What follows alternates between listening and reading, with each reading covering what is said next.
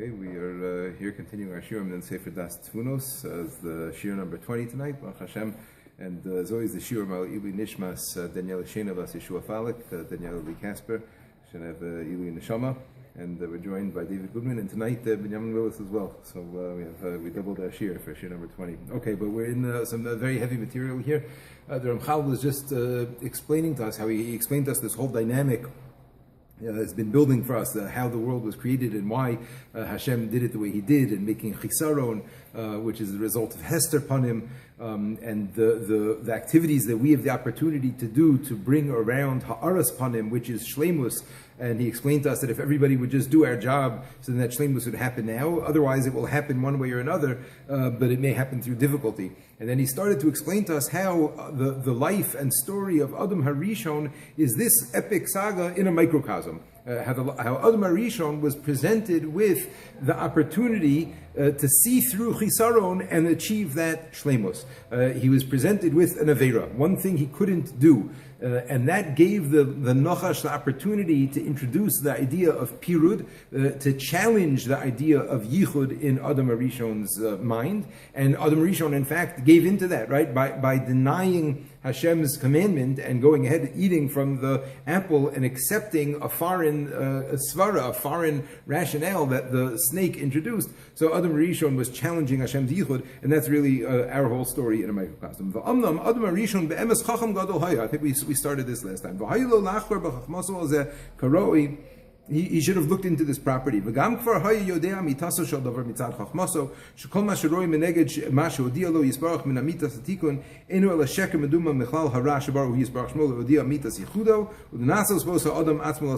is what we saw last time. The Adam Rishon should have realized that anything that to him looked like chisaron, that logic that the Nachash was telling him, that was challenging Hashem's commandment, so that was something that was challenged. It looked like chisaron. So Adam Rishon was smart enough; he should have been able to see through that.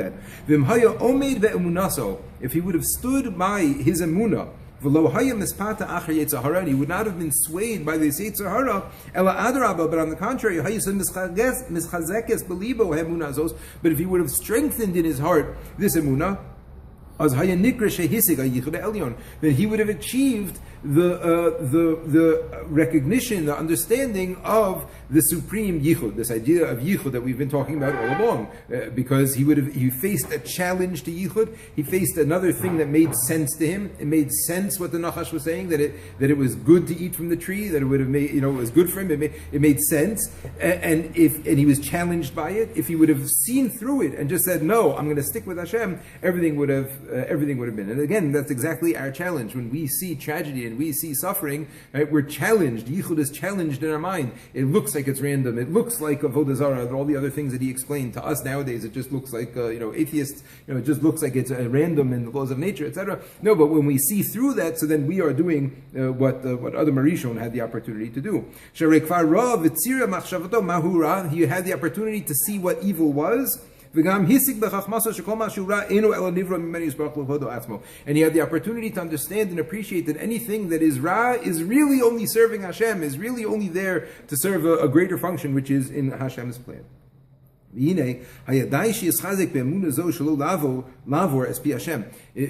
hang on to this emunah, it should have been enough for him not to violate the words of Hashem. All he had to do was hang on until the night of Shabbos. Like Chazal explained to us,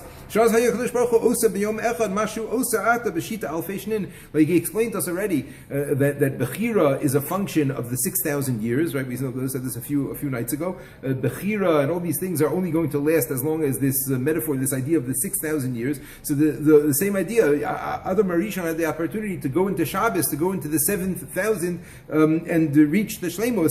But now it's taking us 6,000 years to do what he could have done in that one day. He, in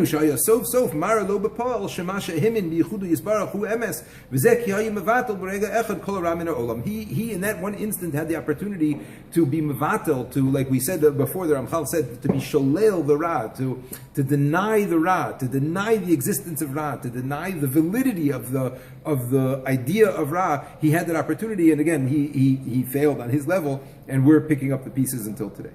Aval Adam Rishon is pata batchila achar taiva v'hachuka shelo. But Adam Rishon was swayed by his desire for this fruit. V'az chazar v'choshav svaros ros kedei lahakal ha'atzmo. So even though he knew everything that we just outlined before, he started, imagining all sorts of other ideas and all sorts of, approaches that would make it, make sense to him that to eat the fruit.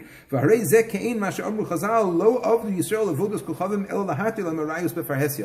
The idea by Bnei Yisrael, by Benos Midyan, that after the story of Bilam and Balak, that Balak hired Bilam to curse the Jews, and when that didn't work, so Bilam gave the idea that instead he should send out the women, the Midianite women, to seduce the men and get them to worship Avodah Zarah, and that would weaken the Jews. So Chazal tell us that they only accepted the concept of Avodah Zarah because they had a desire in their heart. They had a desire. The women wouldn't allow them to come to them unless they would accept their Avodah Zarah. So they made up reasons why, this whole Hashem idea maybe doesn't make so much sense to me, right? But it wasn't the philosophy that caused them to sin. It was the sin that brought them to come to this philosophy.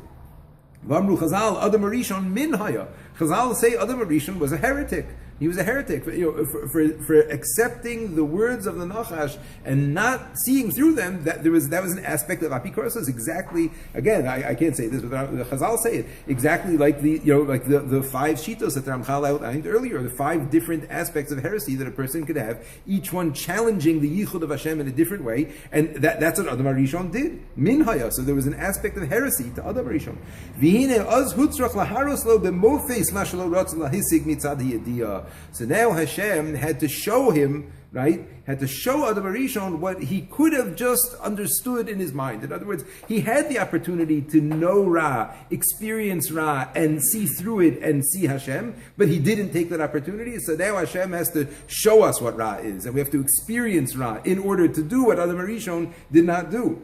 V'hainu laharos lo mahu hara be'emes, to see what really is Ra. And how it is that even though Ra is given such a great space to operate, in the end it's all going to come to the dominion of Hashem in that one way in the Yichud.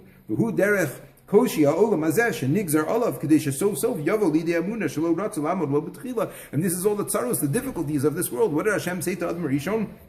You're going to have to suffer now to get what you need out of the world. In other words, he wouldn't have had to suffer. Adam Rishon didn't have to suffer in order to know what Yichud was and see through it and accept Hashem. He didn't have to suffer. He had to just see that rationale, that svara of the Nachash, and see through it. But he didn't do that. So now Hashem curses the land and curses Adam Rishon. He's going to have to suffer and toil now in order to get what he needs to get, which he wouldn't have had to do otherwise. All he had to do is have emunah, and instead now he has to suffer. But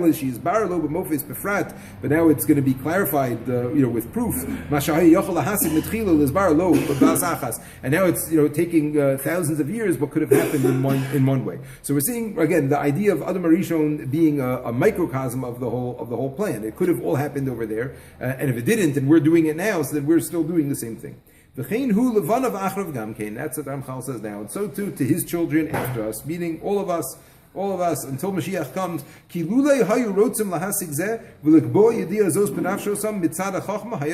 If people would just accept emunah from our chachma, from our understanding, from our intellect, if everybody would accept Hashem and see Hashem and believe it to be true, that would be enough.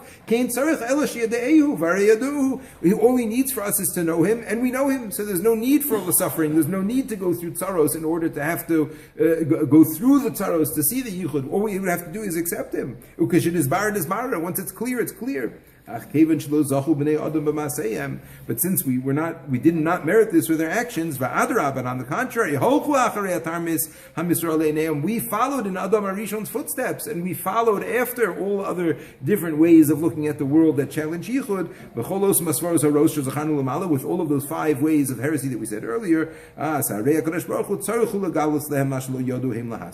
like Adam Arishon has to now suffer in order to see what he could have understood just intellectually, the same thing with us. Because of all of the ways that we choose to deny Hashem, we have to go through this in order to see the truth, which we'll continue to see tomorrow. That's Hashem.